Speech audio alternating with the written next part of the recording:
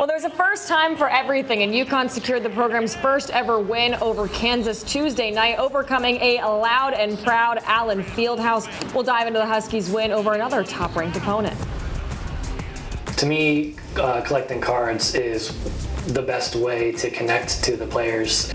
From yesterday's stars of stores to those driving the future of women's basketball, a Newington man is expressing his fandom through trading cards. We'll have more later on, but first...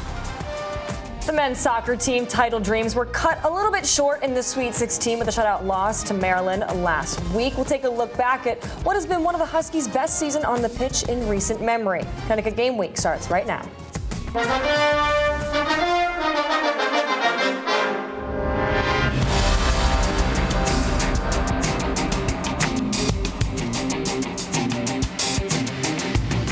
We know what they say, patience is a virtue, and Husky Nation has been anxiously and patiently awaiting the day that freshman sensation Braylon Mullins showed the hoops world why he's surrounded by so much hype. And Tuesday against Kansas, he rewarded those UConn fans' patience with a breakout performance. Welcome into Connecticut Game Week. I'm Alexa Harley. And I'm Sean Humphrey. Mullins played a pivotal role in UConn breaking through the fog and earning its first ever victory over the Kansas Jayhawks. He had a trio of three-pointers and blocked a layup by Kansas guard Jamari McDowell to secure that 61-56 win at Allen Fieldhouse. Now, Mullins also knocked down a pair of clutch free throws, and you always say free throws win games, and helped put the Huskies in the win column. But the freshman didn't do it alone. His upper-class Huskies also made huge strides on the hardwood to help get UConn that big win of the season. Solo Ball scored 17 points. Eric Ryba added 12, while Alex Caraban leaned on his past experience of losing at Allen Fieldhouse 2 seasons ago and scored 11 points. And I know he's a vet, but Caraban's veteran status is something we've talked about before. He's played in national championships, faced hardships, and suffered losses on the road that sting. And he knew what to expect, strutting into Allen Fieldhouse Tuesday night. And so did Mullins, who was actually heavily recruited by Kansas. And both guys felt pretty good about the way they and the rest of the team played.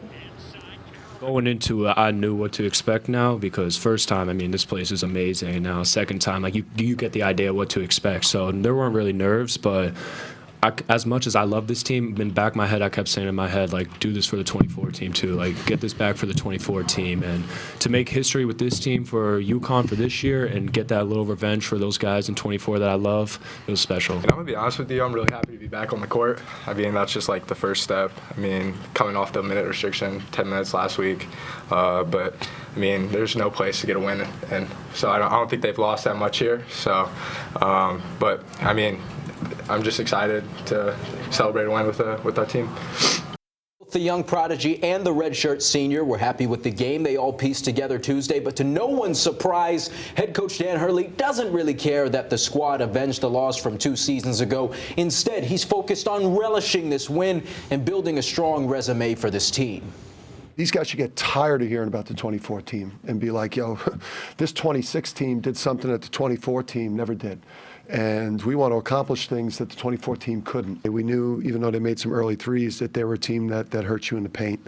And so to keep them to 20 paint points and 5 second chance points is why we won the game. To be able to come into the best place in college basketball that you can go and play a game, and to really respond in the second half on the backboard the way we did, and defensively after they got off to a fast start. But our freshmen really, I thought Eric's been a monster. For us to start the year, got a huge lift from Braylon. So our 2 young guys were just so good in a very adverse situation. And then obviously a big win for us, obviously to come on the road and get a win in this building, the hardest place to play and the most fun place to play in college. Well, while the UConn football team awaits their bowl game assignments, an announcement regarding who their head coach will be, 3 Huskies are getting some praise across the region. Joe Fignano, Skylar Bell, and Brian Parham were all tapped the 2025 All-New England team after productive campaigns on the gridiron this past season.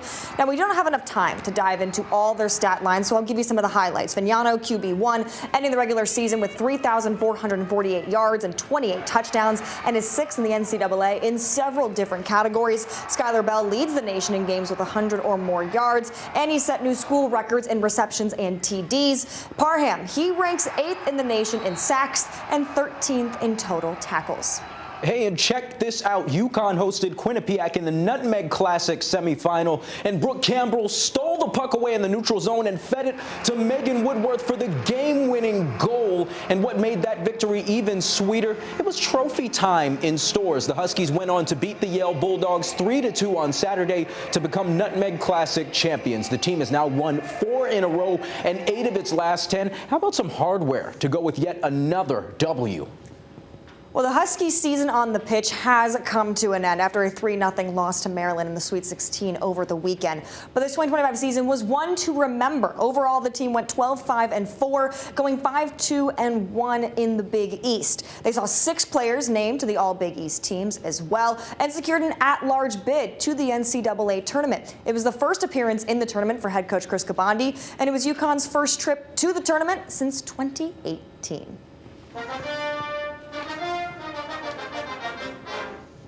Now, UConn women's basketball had a moment to get away from the cold weather and continue what's been the type of dominant campaign we've become used to seeing from them. The reigning national champions spent their Tuesday in Tampa and showed no signs of slowing down when they ran with the University of South Florida Bulls. Fresh off the heels of a nearly 70-point win on the road against Big East foe Xavier, the Huskies handled business. It marked the 6th time this season and the 3rd straight contest they've won by at least 30 points. Sarah Strong finished with 14 points and 10 rebounds, yet another double-double. She also knocked down 2 3-pointers. Freshman Blanca Quinones,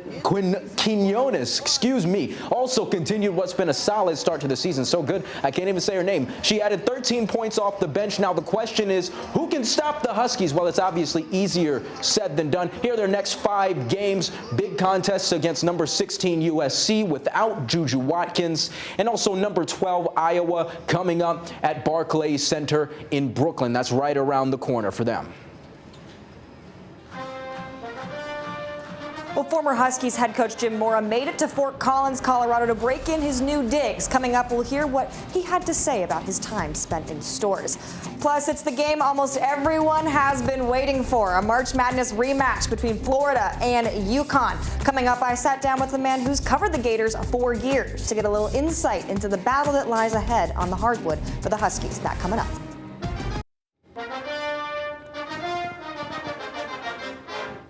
Well, the game that several members of Husky Nation have had circled on their calendars since about March is just a couple of days away. The rematch against the team that spoiled UConn's three-peat dreams is headed to MSG Tuesday for a late-night battle. Reigning national champion Florida and top-ranked UConn meet in what can only be described as must-see TV. And joining me now is a man who has covered the Gators for a couple decades, and he's going to provide a little recon on what next week's opponent looks like for the Huskies. Host of Sports Scene with Steve Russell on ESPN WRUF, Steve Russell. All right, first things first, rematch of the second round of the NCAA tournament where Florida eliminated UConn, eventually winning the whole thing. What have you seen from this year's Gator team so far?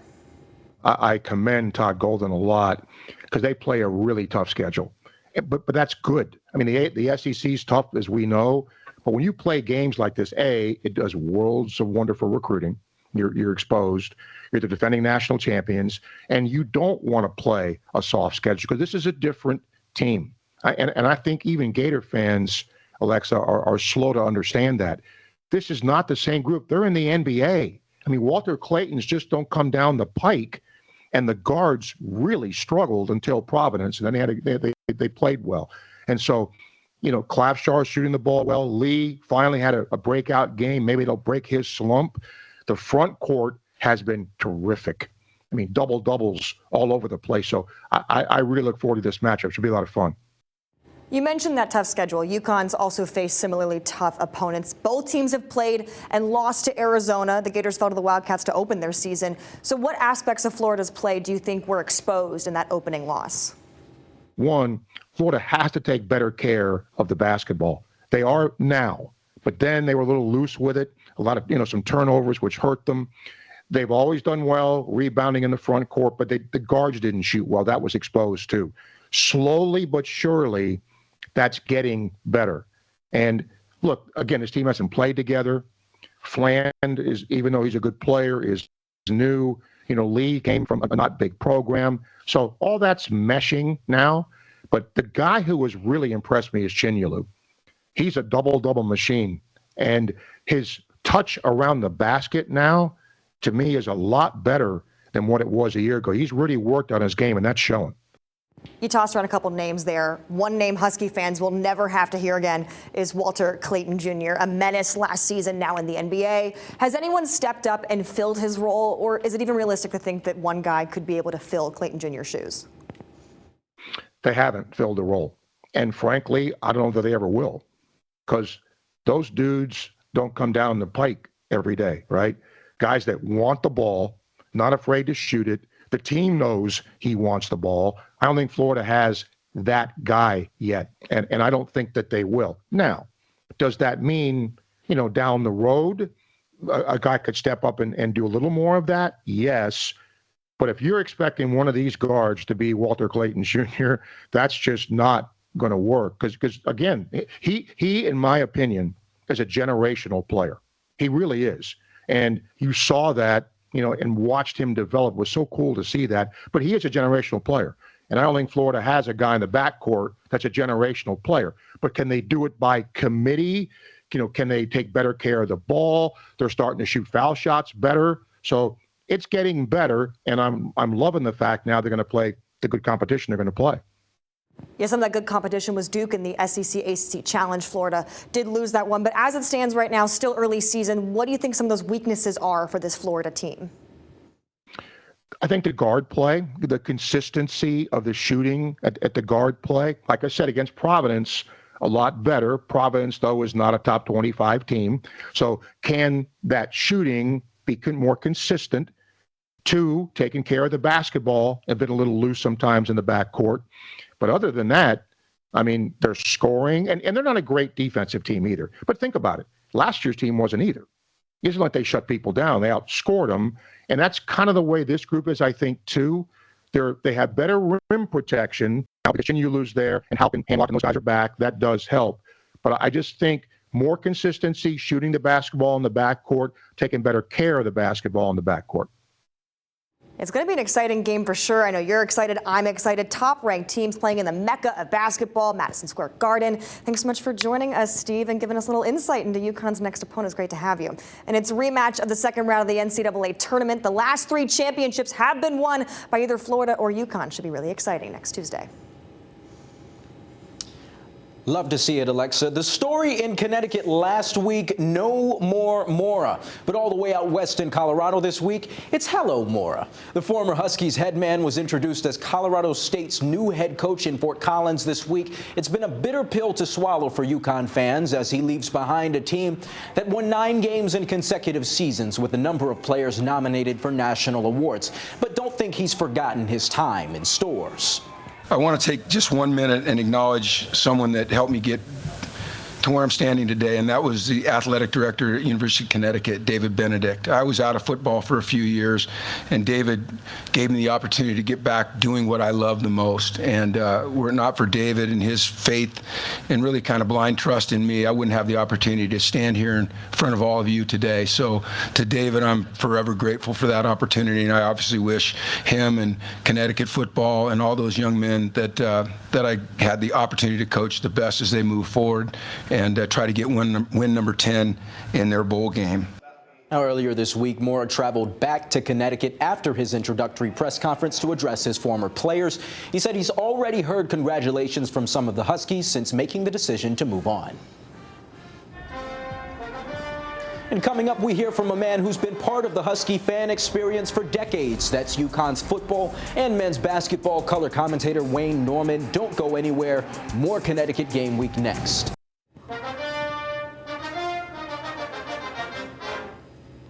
Wayne Norman has had some busy days over the past few months. He hosts a radio show from 6 to 10 a.m. on weekdays, and he's also a color commentator for UConn's football and men's basketball teams. I sat down with him to talk about his career and the teams he lends his voice to, and the longtime commentator says he doesn't plan on stopping anytime soon. Seeing these programs become what they are today, national championship contenders every year. The UConn women, obviously, the most successful program in college basketball history, bar none, as well. So what's that perspective been like for you? Huskies had some good players in my first year broadcasting, and that was 10 or 15 years after I was a student here at UConn and saw some of the greats like Wes Palasuknia and Tommy Penders and guys like that. But they weren't making a lot of noise in the 80s. And then that guy Calhoun, Jim Calhoun, came aboard. The turnaround under Calhoun was amazing. They go from 9-19 his first year. In his second year, they win the NIT. In his fourth year, they're 2.6 seconds away from the Final Four. If Tate George can hang on to a steal, they're going on to the Final Four. And then came the Elite Eights, then came the 99 National Championship, and now UConn is the basketball capital of the world. And the story with Gino Riem is the same thing. He did it with good recruits in the early 90s, and they just built from there. People have got, cell phones. They can build a platform in about a week. What's that been like from your perspective, seeing that and just having done your job at a high level for as long as you have? I started doing this, it was like two tin cans in a string, and now you're going with digital technology. And also, when I was first doing it, you were recording interviews on cassette tape, and now you're doing your interviews on cell phones, and you know what? The quality is better on a cell phone than it is from the old days of analog tape. As far as my job is concerned, I didn't play the game. You learn the team, you learn the players. Mike Crispino, my partner, he's the play-by-play guy. His job is to call what he's seeing. My job as the analyst to call why what happened. And sometimes I'm not watching the ball. Maybe in a football game, I see a guy throw a key block that springs the running back for a 40-yard run around the right side. Rather than watch the ball, I can hear what Mike is saying about what's going on down the field. I want to get the number of that truck. I want to know who threw the key block, who did he block out, and then be able to say it was that block that sprung the touchdown run. I can watch the ball all the way to the goal line, but then I missed the setup that why that was a great play. Now, coming up, we'll hear from Ryan Scheel, a Newington man who's taken his Husky fandom to another level through collecting trading cards. We'll talk to him about the business and the ballers behind it. And of course, it's another busy week at Stores and Beyond. It's headed your way. When we come back, Sean and I will tell you what lies ahead for the Huskies. Stay with us. More Connecticut Game Week right around the corner. The trading card. It's a collectible with a unique history from Hannes Wagner in the early 1900s all the way to the players you know and love in the 21st century. NIL has opened the door to the stars of Stores being featured on the face of sports card. And Reservoir Sports Cards' Ryan Scheel is one fan who has jumped at the opportunity to have a piece of Husky history he can keep for himself. The two things that really drive value of a card is desirability and rarity. So when those two things intersect, you have some of the most valuable cards. And some of Ryan Scheel's cards are more than just rare, they're one of one. He's lived in Connecticut his whole life, and being a Husky fan comes with the territory. But the way he expresses his fandom goes beyond checking the box score. To me, collecting cards is the best way to connect to the players and the teams. It feels like you have a stake in the player and the team when you own their cards, when they're playing really well. The values go up, which is cool, but you're also root for them at the same time. Throughout his life, UConn women's basketball has given Ryan plenty to celebrate, but it's not always easy to get a hold of one of the reigning national champions in a 2.5 by 3.5 inch form.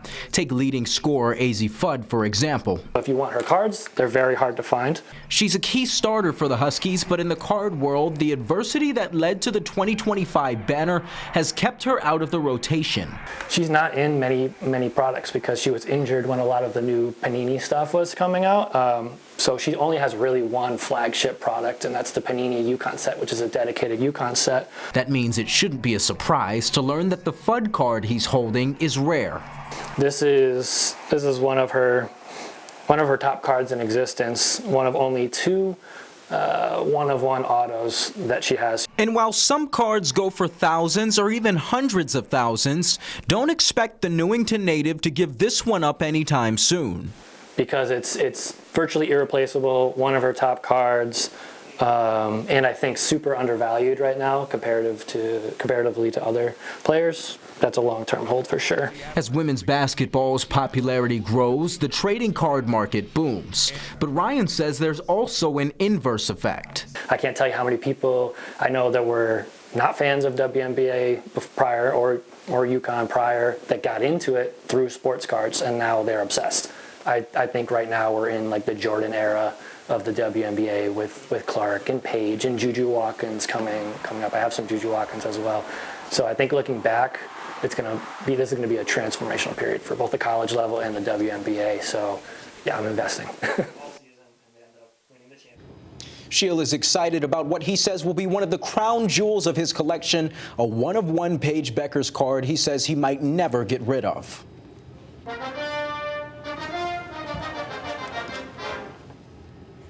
Well, the holidays are around the corner, but the Huskies aren't hibernating. It'll be a busy weekend and week ahead for UConn. Of course, action on the hardwood, then all the way to the ice, but things aren't slowing down at all. Here's what's in stores.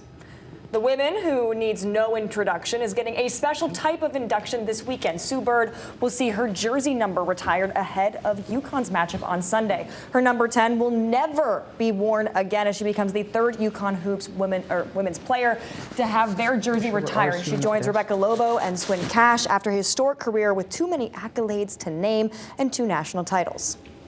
Well, hello out there. We're on the air, and guess who's back after a short layoff? UConn men's hockey hopes to bounce back from a tough loss to the struggling Stonehill Skyhawks. After that one, Coach Cav said his guys needed the rest. They'll get to see how fresh their legs are against the Merrimack Warriors. Meanwhile, number 7 UConn women's hockey looks to build off of winning the Nutmeg Classic tournament in a weekend home-and-home against number 15 Boston University. And if I've said it once, I've said it a million times. Arguably the biggest and best basketball game of the year is just a couple days away. Florida and UConn at Madison Square Garden. It just doesn't get any better than that, right, Sean? Tip-off for that one is Tuesday at 9 p.m. Jimmy V Classic. We'll see if the Huskies can get that sweet, sweet revenge they've talked about against the program that ended their three-peat dreams, or if the Gators chomp them once again. And we'll, of course, break down the results of that game next week right here on Connecticut Game Week. Trading cards, Sean, do you have any that you want to share that maybe you're holding on to at home? I actually have an insane amount of baseball cards over multiple different eras, like too many to count, honestly. A lot of them from the early 90s. Is there a favorite one that you have that you would never get rid of? No matter the price tag that gets offered to you, you're keeping it forever. If I'm being honest, shout out to my friend Guy Andrews back in San Angelo, Texas, because I haven't even had a chance to get through them all. That's how many baseball cards I have. So I haven't even had a chance to pick a favorite, but I am a big Nolan Ryan fan. I have some Ryan Express cards, so he's a cool guy. All right. I was like, give me a ballpark, but we don't have time for you to name all their cards. The ballpark, We'll see you next week. I see what you did there.